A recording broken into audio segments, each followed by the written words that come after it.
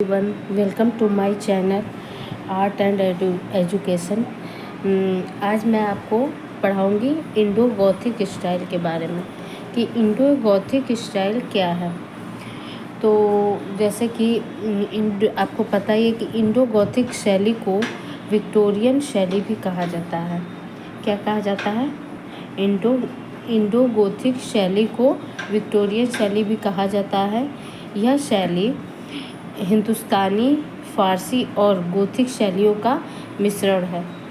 क्या है ये किन तीन शैलियों का मिश्रण है? इंडो गोथिक शैली हिंदुस्तानी यानी इंडियन, भारतीय, फारसी और गोथिक शैली का मिश्रण है। ठीक है, मैं इनकी कुछ आपकी को विशेषताओं के बारे में बताऊंगी कि इनमें इंडो गोथिक शैली की क्या क्या विशेषताएं हैं। ठीक है, तो जैसे कि इस शैली के अंतर्गत बनी इमारतों की संरचना बहुत बड़ी है। क्या है? जैसे कि आपको इस फोटो में दिख ही रहा होगा कि इसमें जो भी वो बने हैं स्थापत्य, आर्किटेक्चर, वो सब बड़े ही बने हैं। ठीक है, और इसका क्रियान्वयन भी बड़े स्तर पर होता था। जो इसका क्रियान्वयन किया जाता था वो भी बड़े स्तर पर किया जाता था। दूसरा है इंडो इस्लामिक वास्तुकला की तुलना में, यानी कि जो इंडो इस्लामिक वास्तुकला बनते थे उनकी तुलना में इंडो गोथिक शैली की दीवारें बहुत पतली होती थी। यानी कि जो इंडो इस्लामिक वास्तुकला है उनकी दीवारें मोटी बनाई जाती थी और इंडो गोथिक स्टाइल की दीवारें पतली बनती थी। इसमें दिख ही रहा है कि जो ये इंडो गोथिक शैली उनकी दीवारें कितनी पतली हैं, लेकिन इसकी जगह क्या कहते हैं, इंडो इस्लामिक शैली में उनकी दीवारें मोटी बनाई गई हैं। इंडो गोथिक शैली में जो मेहराबें होती हैं, आर्चेज होती हैं, उनको नुकीला बनाया जाता था। उनको क्या बनाया जाता था? नुकीला बनाया जाता, जबकि इंडो इस्लामिक शैली में यह मुड़ी हुई होती थी। देखिए, जो आर्चेज हैं उनको नुकीला बनाया गया है।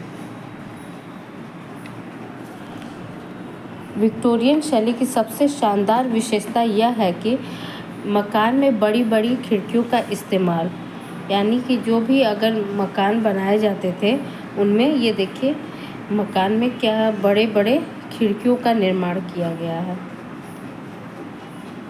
जैसे कि आपको फोटो में दिख ही रहा होगा। उसके बाद चर्च को क्रूस ग्राउंड योजना के आधार पर जो इस शैली में बने हैं चर्च उनको क्रूस आकार में बनाया जाता था।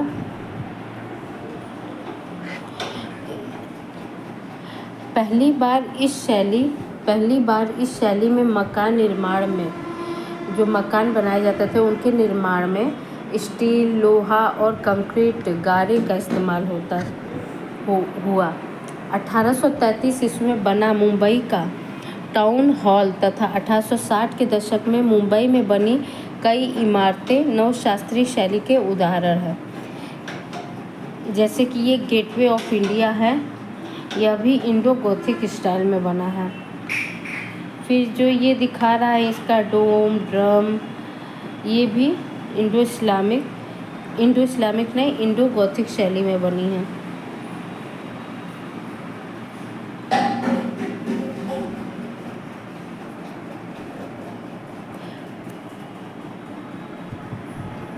(1833) में बना मुंबई का टाउन हॉल तथा 1860 के दशक में मुंबई में बनी कई इमारतें नवशास्त्रीय शैली के उदाहरण हैं, जिनमें बड़े बड़े स्तंभों के पीछे रेखा गणितीय संरचनाओं का निर्माण किया गया है।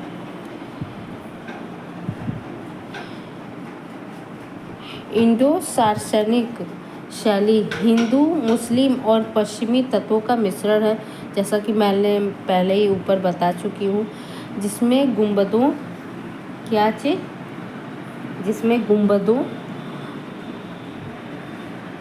छतरियों, जालियों, मेहराबों, ठीक है, दिख ही रहा है आपको, जिसमें गुंबदों, ये सब जो हैं वो गुंबद हैं। गुंबदों, छतरियों, जालियों और मेहराबों को अपनाया गया है।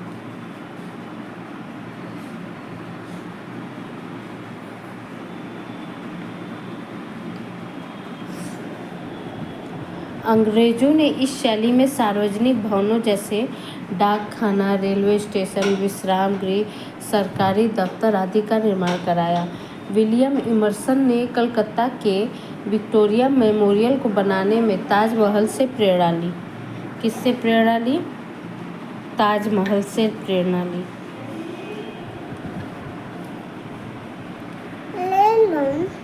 उल्लेखनीय है कि वर्ष 2018 में मुंबई के विक्टोरियन गोथिक एवं आर्ट डेको इसेंबल्स को विश्व विरासत सूची में अंकित किया गया है।